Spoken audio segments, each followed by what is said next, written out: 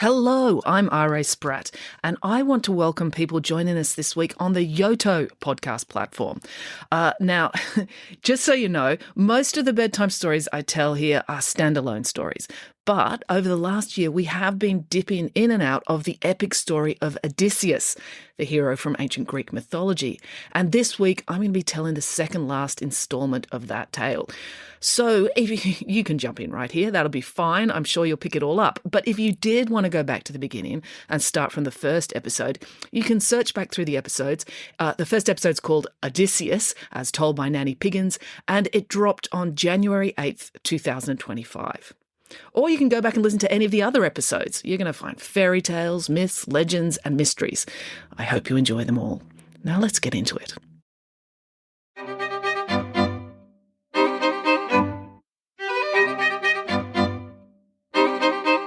Hello and welcome to Bedtime Stories with me, R.A. Spratt. All right, well, I don't think I've got any news this week. It's just a regular week here in Bowral. It's the start of term 3, which means book week term. So I have started visiting schools for book week. I'll be doing that on and off all term. But only one school this week, so it wasn't too bad. So I've got plenty of time to do this. Although I say that, this is Tuesday at 8 o'clock at night, and this drops at 6 o'clock tomorrow morning. So I've got to record this and edit it tonight. But I'm sure that'll be fine.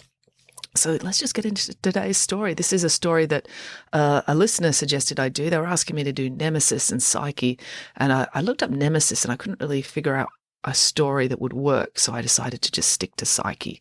So that's the story we're doing today. Let's just get straight into it. Here we go. The story of Psyche, as told by Nanny Piggins. Nanny Piggins, what's a Psyche? Asked Michael. Why do you ask, my dear boy? Replied Nanny Piggins. Oh, it's just that Mr. Zerko, my woodwork teacher, said that I had the psyche of a deranged psychopath, explained Michael. Whatever made him say that? Asked Nanny Piggins. Well, he gave us some scrap wood and told us to try using the jigsaw. So I carved a life-size replica of the statue of David, said Michael. Well, that sounds lovely, said Nanny Piggins. Yeah, the problem was it was a life-size replica of the statue of David that worked, said Michael. What do you mean it worked? Asked Nanny Piggins. Well, David, the historical figure from the Bible, threw rocks at Goliath, didn't he? Said Michael. So I took the motor out of the jigsaw and gave the statue a rotating arm so he could hurl rocks. What a marvellous idea, said Nanny Piggins. Unfortunately, the jigsaw had quite a powerful motor, said Michael, and the statue went crazy and threw rocks all through the windows in the woodwork room. Oh, hard luck, said Nanny Piggins. Mr. Zerko said it was unnatural for a boy of my age to be so good with power tools and that I clearly had the psyche of a deranged lunatic, concluded Michael. Oh dear, said Nanny Piggins, it does sound as though he became a touch emotional. Well, in that sense, when he says psyche, your teacher means your mind, encompassing all your conscious and unconscious thoughts. Right, said Michael. But that's not what the original Psyche was, said Nanny Piggins. The original Psyche was a woman from Greek mythology. Really? Said Derek. Oh, yes, said Nanny Piggins. In fact, she was a distant relative of mine. Her name was Psyche Piggins. So she was a pig, asked Samantha. Indeed, said Nanny Piggins, which was the start of all her problems, because, being a pig, and more specifically a Piggins, she was, of course, staggeringly beautiful. You'd better tell us the whole story, said Derek. All right, I will, said Nanny Piggins, but we'll need some chocolate cake. Why, was she also the inventor of the chocolate cake? Asked Samantha. Don't be ridiculous, said Nanny Piggins. That was a different cousin from the ancient Mayan story days. Acna Piggins. That's a different story. No, Psyche just liked eating cake, which just goes to show what a lovely, sensible pig she was. Now, as with most of the women in the Piggins family, Psyche's problems all began with her being staggeringly good-looking. So everyone fell in love with her? Asked Michael. Of course, said Nanny Piggins, but that was only part of the problem. Her extreme beauty also made her sisters jealous. Why, were they ugly? Asked Michael. No, they were very beautiful themselves, said Nanny Piggins, but only by human standards. Being a Piggins and a pig, Psyche was extra especially beautiful on a whole higher level. But if she was a pig, why weren't her sisters pigs too? Asked Derek. Derek Green, you know better than to ask rational scientific questions that involve genetics and reality, said Nanny Piggins. You know doing that always ruins a story. Oh, sorry, Nanny Piggins, said Derek. I don't know what came over me. So anyway, the sisters were jealous and Psyche was sad because people from all around Greece would travel to her village to gaze at her beauty. It was like being a freak in a freak show, only instead of having 6 fingers or a 3-foot-long beard, her freakishness was her extreme beauty.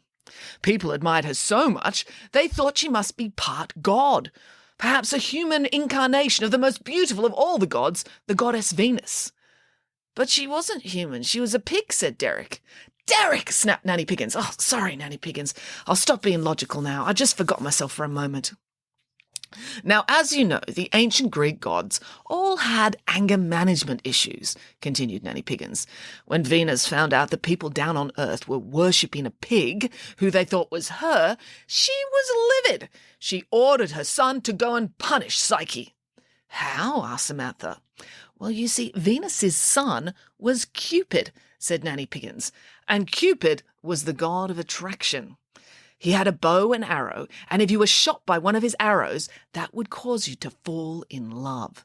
So Venus ordered Cupid to make Psyche fall in love with a hideous, impoverished monster. Now, Cupid was a good son most of the time, so he flew down to Earth to do his mother's bidding. But when he saw Psyche, Cupid fell in love at first sight. Of course he did, said Boris. She was a Piggins after all. Meanwhile, Psyche's father, not the most sensible man, had been given advice by an oracle. The oracle told him that his daughter was going to marry a hideous, impoverished monster, probably because the oracle had been gossiping with Venus. Now, the dad did not like the sound of that, so he arranged Psyche's funeral. But she wasn't dead, said Samantha. No, not yet, agreed Nanny Piggins, but her father had an idea about how he could change that. He arranged a funeral procession, and they picked up Psyche and carried her all the way to the top of a very tall mountain that had a cliff on one side. Then they held a funeral ceremony and left Psyche there. Huh? Said Michael. I think they were hoping she would trip and fall off the cliff, said Nanny Piggins. But even if she didn't, a young girl wouldn't survive for long alone on a mountaintop. It was very windy up there. So the fact that she wasn't dead didn't bother them in the least. The funeral party considered the whole thing finished, and they all went back to their houses, leaving Psyche behind. Now, as you can imagine, this was a low point for Psyche. Her whole life she'd been dogged by worshipful crowds, astonished at her beauty. Her sisters hated her, and now her own father had left her to die on a mountaintop.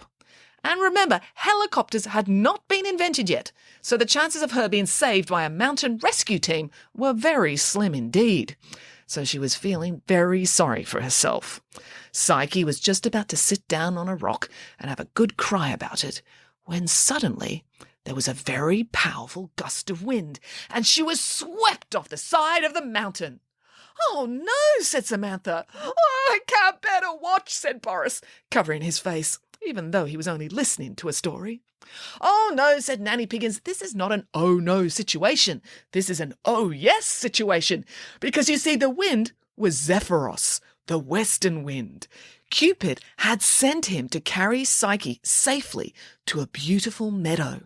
When she got there, Psyche found a lovely home with luxurious furnishings, the latest in interior decor, and most importantly, a huge kitchen absolutely chock-a-block full of cake. How lovely, said Samantha. Lovely, yes, said Nanny Piggins. But then a voice spoke to her. Psyche, listen to me. Oh, who are you? Asked Psyche. I am the disembodied voice of this house, said the house. I have been sent to tell you that this is your new home. Here you shall be safe. Unseen servants will provide you with everything you could possibly want. But whose house is it? Asked Psyche. This house belongs to your new husband, said the house. My husband? But I don't remember getting married, said Psyche. I'm just a house, said the voice. I didn't come up with the idea, so don't blame me. "But who is my new husband?" asked Psyche. "I'm not allowed to tell you," said the house. "It's a big secret." "Why?" asked Psyche. "I'm not allowed to tell you that either," said the house. "In fact, when your husband does get here, you're not allowed to ask him who he is either. That's a very strict rule, I was told to tell you." "That seems like a very strange rule," said Psyche. "This is the ancient Greek mythology days," said the house. "What did you expect?" And so Psyche was left to explore her wonderful new home. It was a lot nicer than a windy mountaintop, so on the whole she was feeling pretty good about it, although she was a bit nervous about having a husband that she'd never met. That night, after dark, her husband arrived. "And did she fall in love with him at first sight?" asked Samantha. "Well, she had no way of knowing," said Nanny Piggins, "because when the husband arrived, it was dark, and there was no electric lighting back then, not even any flashlights. But the husband seemed like a lovely man. They sat and talked for hours. He did the dishes after dinner, mowed the lawn, fixed the leaky faucet in the kitchen, and he baked her a really lovely chocolate sponge cake as a midnight snack. So they got on very well. But every day her husband would disappear before dawn, and every night he would return after dark, so she never saw him. But the husband was always perfectly lovely, so apart from never seeing his face and not knowing his name, he was in every way an ideal husband, and as the weeks went by, Psyche fell in love with him. Now remember that part of the magic of the house was that it would give Psyche anything she wanted.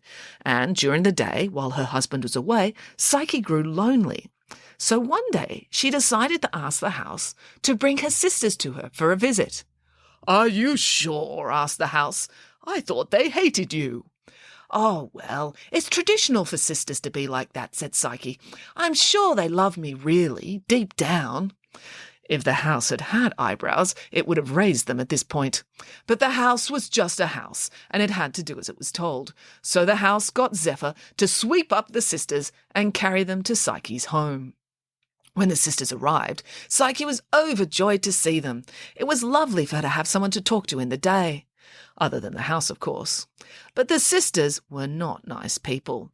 They were beautiful on the outside, but not the inside. They saw Psyche's lovely home, and they were jealous. When they heard that Psyche had never even seen her husband's face and didn't know his name, they decided to make her worry about it. They wanted her to be as miserable as they were. So they told Psyche that he must be a horrible monster, and that was why the husband was hiding his face. They also told her that if he was a monster, it was Psyche's job to kill him, because killing monsters was the right thing to do. "Oh, that's very mean to monsters," said Boris. "I know," said Nanny Piggins. Psyche didn't want to do it. She'd fallen in love with her husband. His sponge cake really was seriously good, and eating it with him had filled her heart. And not just with cholesterol, but with love too. But Psyche had been raised to believe that it was important to always do the right thing. So if her sister said she had to kill her husband, then maybe she should. She would have to check if he was a monster first, though. So that night, when her husband came home and they had a lovely big chocolate cake together and played Jenga for hours and talked about their feelings, Psyche waited for Cupid to fall asleep, then snuck to the kitchen and made a lamp with oil and a length of string. Then she lit it and went back to the bedroom to see what her husband really looked like. And she took the sharpest knife from the kitchen with her, so if he really was a monster, as her sisters said he was, then she could stab him immediately. "Oh, no, please don't say she stabs him," said Boris. "Not when he makes such nice cake." Psyche made her way over to the bed. The lamp didn't cast much light, so she had to draw close before she could see his face. And when she did, she was astonished. "Because he was an ugly monster?" exclaimed Boris. "No, because he was a beautiful god," said Nanny Piggins. "Cupid was the most beautiful man Psyche had ever seen, almost as beautiful as a pig. If she wasn't deeply in love with him already for his personality and his ability to bake cake, she would have fallen in love at first sight right then and there. The problem was, Cupid was so good-looking, Psyche flinched when she saw him, and the lamp in her hand shook, and a splash of hot oil spilt all over Cupid. "Ah!" screamed Cupid. "Ah!" screamed Psyche. Sorry, I didn't mean to burn you. You saw my face, exclaimed Cupid. Yes, I did, said Psyche. Why have you been hiding it? You look fabulous. Well, you did before I burned you. I'm hiding my identity because once you know who I am, this house will disappear, said Cupid. It will? Why? Asked Psyche. But Cupid did not have time to answer, because in that moment the house disappeared. Kabam! Psyche was swept up by the east wind, and she shot through the air and landed in a dirty puddle in a field right outside her father's house. Well, what happened next? Asked Samantha.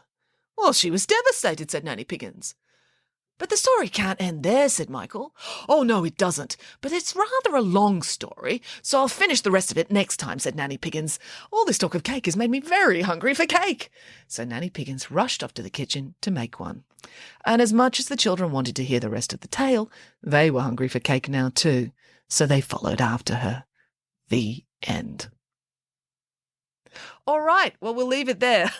It is a really awesome story, the story of Psyche, and there is a lot more to come. So that will obviously be next week's episode, and I'll finish up the story then. I didn't want to rush it all this week. Okay, well, I hope you enjoyed that.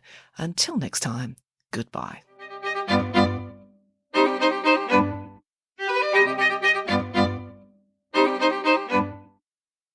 Hello, it's me again. If you enjoyed listening to Bedtime Stories with R.A. Spratt, it would be really helpful if you could like, subscribe, follow, and or review the show on whatever podcast platform you're listening to now. Every little one of those digital affirmations helps, and the bigger this podcast gets, the more I can justify procrastinating from my real job to keep bringing these stories to you. Thank you.